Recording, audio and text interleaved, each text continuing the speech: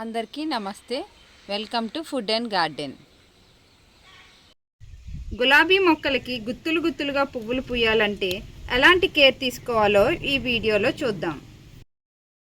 గులాబీలను ఇష్టపడని వారు ఉండరు కదండి. మన గార్డెన్కి మంచి అందాన్ని తీసుకొచ్చే మొక్కల్లో గులాబీలు ఫస్ట్ ఉంటాయి.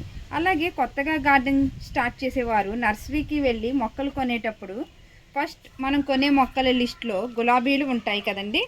నర్సరీలో చిన్న చిన్న కవర్స్లో గులాబీ మొక్కలకి పువ్వులు గుత్తులు గుత్తులుగా ఉంటాయి.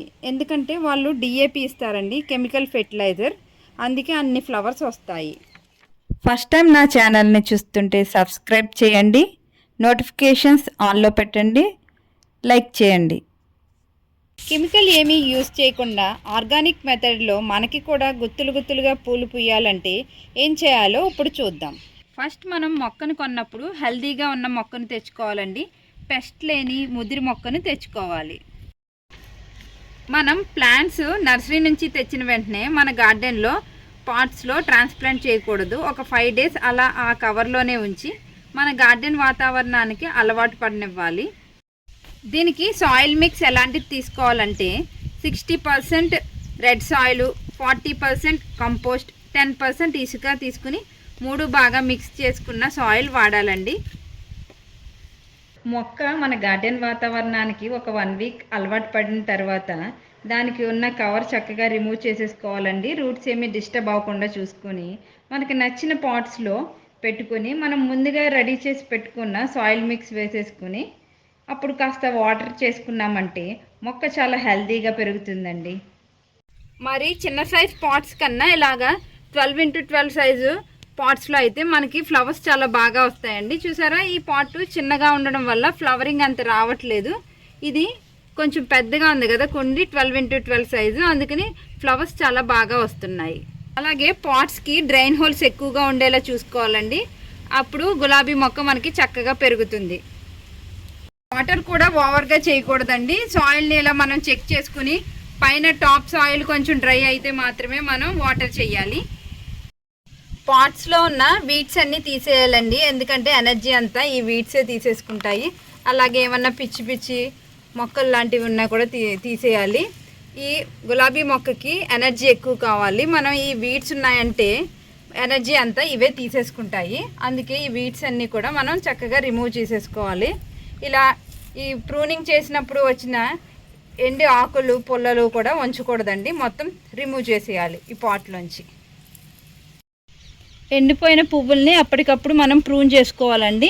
ఇక్కడ కట్ చేయాలి, మరీ కిందకి కట్ చేయకుండా పువ్వుకి కొంచెం కింద కట్ చేసుకోవాలి.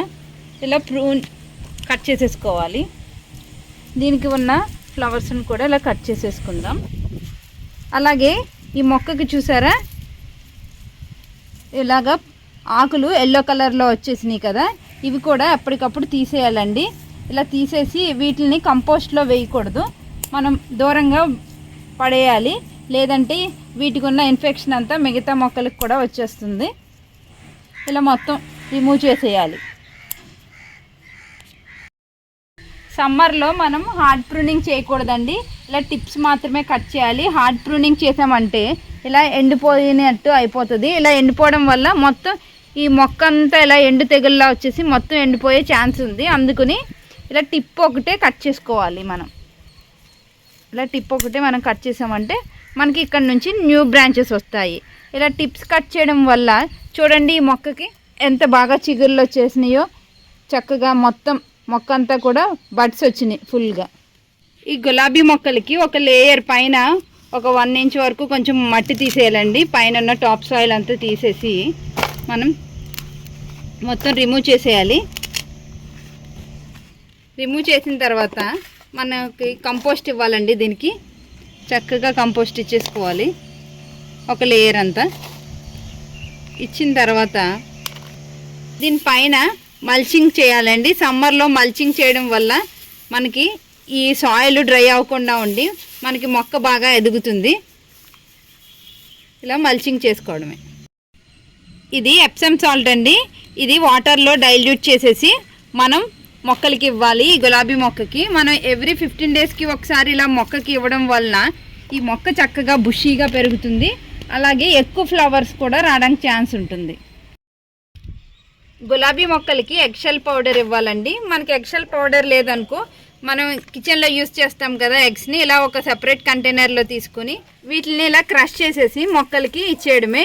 ఈ ఎగ్షెల్స్లో మనకి కాల్షియం ఎక్కువగా ఉంటుందండి. మొక్కలకి ఈ కాల్షియం ఇవ్వడం వల్ల ఫ్లవరింగ్ చాలా బాగా వస్తుంది. గులాబీ మొక్కలకి లిక్విడ్ ఫెర్టిలైజర్స్ ఏమైనా ఇవ్వాలంటే ఇలా సాయిల్ కొంచెం తడిగా ఉన్నప్పుడు ఈవినింగ్ మాత్రమే ఇవ్వాలండి. ఆర్గానిక్ లిక్విడ్ ఫెర్టిలైజర్ ఎలా చేయాలో నా ఛానల్లో ఉంది, నేను డిస్క్రిప్షన్లో పెడతాను, ఒకసారి చెక్ చేయండి. గులాబీ మొక్కల్ని ఎప్పుడైనా ఎక్కువ సన్లైట్ ఉన్న ప్లేస్లో పెట్టాలండి. మనం చాలామంది ఏం తప్పు చేస్తామంటే బాల్కనీల్లో పెట్టేసి మాకు అసలు ఫ్లవర్సే రావట్లేదని అనుకుంటాము, కానీ సన్లైట్ ఎక్కువ తగిలితే ఫ్లవర్స్ చాలా బాగా వస్తాయండి.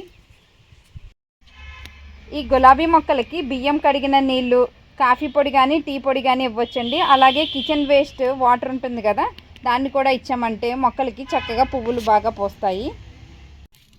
ఇలా మీకు కూడా గుత్తులు గుత్తులుగా పువ్వులు పూయాలంటే ఈ వీడియోలో చెప్పిన టిప్స్ ఫాలో అవ్వండి. ఈ వీడియో కనుక మీకు నచ్చినట్లయితే లైక్, షేర్ అండ్ సబ్స్క్రైబ్.